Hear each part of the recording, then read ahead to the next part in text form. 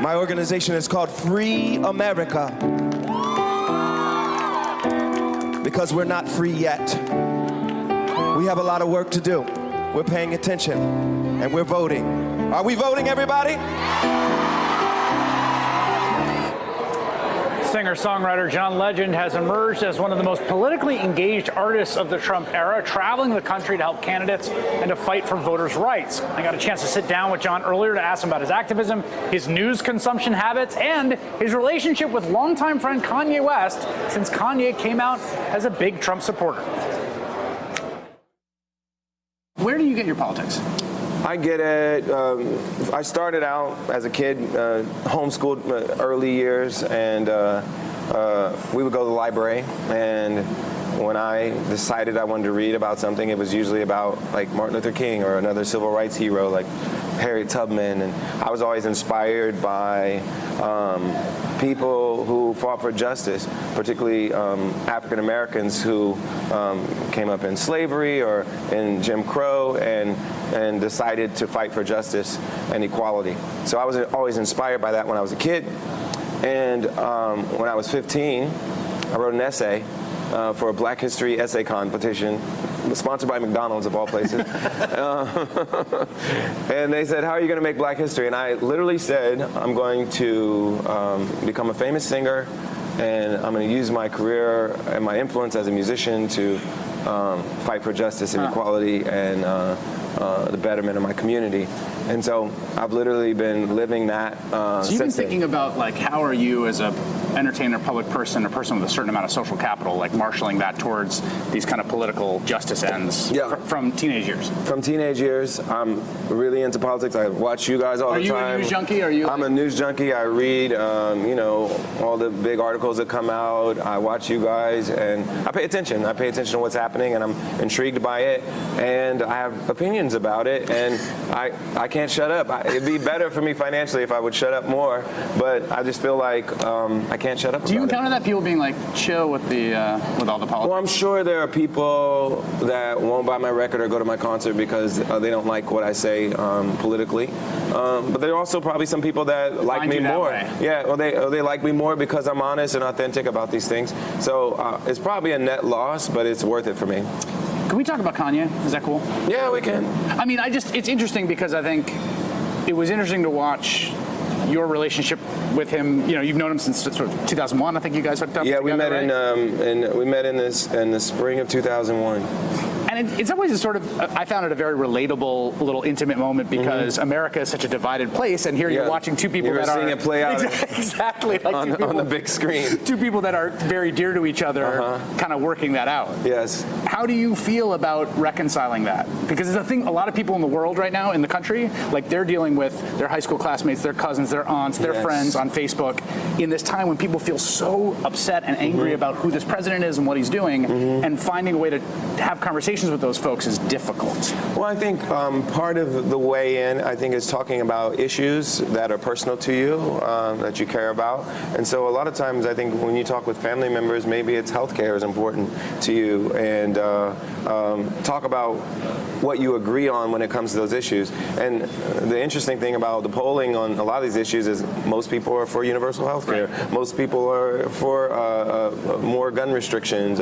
Most people are for a lot of ideas that people consider progressive, but are actually pretty mainstream ideas when you kind of divorce them from the partisan politics. But once you imbue the partisan, once you put the MAGA hat on, it's once you put it on, it's like you're on this team and I'm on that team, and it's hard to have a conversation once you're on separate teams like that. But if you start talking about issues of justice and fairness and equality and really just human issues, I feel like that's where you can have a conversation.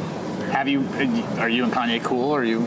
We're cool. The crazy thing about it is Kanye never talked about politics with me ever. And I think people thought he was more political than he ever was because of what he said about George Bush during Katrina and a few of his songs. But he was just not really that much of a political thinker in general, one way or the other. We never had conversations about it. And so when I'm around him, like, I can easily not talk about politics with him because I never did talk about about politics with him. You've been real focused on criminal justice reform particularly, and really like in the weeds of it. I mean, there's a really interesting initiative in Louisiana, which is one of 2 states in the nation that you don't need a unanimous verdict to convict, right? That's something you're working on. Yes.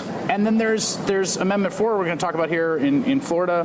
That does seem a place you both have firsthand experience of how mass incarceration affects people, and also a place where it does seem to me like the needle is moving in the right direction. Yeah, and I believe this particular issue in Florida with the Amendment 4 is one of those issues that I was talking about before. Just appeal to someone's fundamental sense of fairness and humanity, and it's really a bipartisan issue, and it's polling in a bipartisan way. All kinds of people around the state agree that folks shouldn't be punished forever for a crime they commit. Most people commit their crimes in their, early 20s, late teens, and after that, most people don't commit crimes, period. And then most felons in this state, 75% of them never even did prison time. So whatever they did wasn't even severe enough for the state, even in an overinflated criminal justice system where we imprison too many people. 75% of the felons in Florida didn't even go to prison. So we didn't even think it was that serious to begin with. And now you're going to punish them the rest of their lives and say they can't vote for the rest of their lives. And so I think this is polling so well because it appeals to people's fundamental sense of fairness. This is not fair that people are being punished for the rest of their lives for something they did when they were young and something they've already paid, whatever debt society has deemed they should pay. They paid it. And we shouldn't continue to exclude them from society. They should be able to work. They should be able to have housing. They should be able to vote. They should be part of the community because when you exclude them from the community, that's when they go back and commit more crimes. You seem like your outlook. I mean, it's a time in the country where people feel like a lot of people feel like it's very dark times. You hear a lot about like just how raw, and we're watching the Kavanaugh hearings and all the sort of sexual trauma that people are dealing with, assault. You strike me as someone who's just very kind of optimistic in your outlook about things. I think I'm naturally optimistic. So my kind of disposition is to be optimistic. Because I talk to people that are news junkies all the time, as you can imagine, right? And like people are just like wound up like that. Well, I get upset by the things I read. I get upset when I see the president mocking sexual assault survivors. I get upset when I see some of the things happening in this country. But my optimistic side takes over when I come to Florida and I see that even 60% of Republicans are for this Amendment 4. When I see that a lot of change is happening on the state and local level that is being driven in a really bipartisan way. When you kind of separate national politics from these issues, a lot of times people agree a lot more than we think we do, and I see a lot of opportunity for change in these areas, even though I'm, often frustrated by what's happening nationally. Hey there, I'm Chris Hayes from MSNBC. Thanks for watching MSNBC on YouTube. If you want to keep up to date with the videos we're putting out, you can click subscribe just below me, or click over on this list to see lots of other great videos.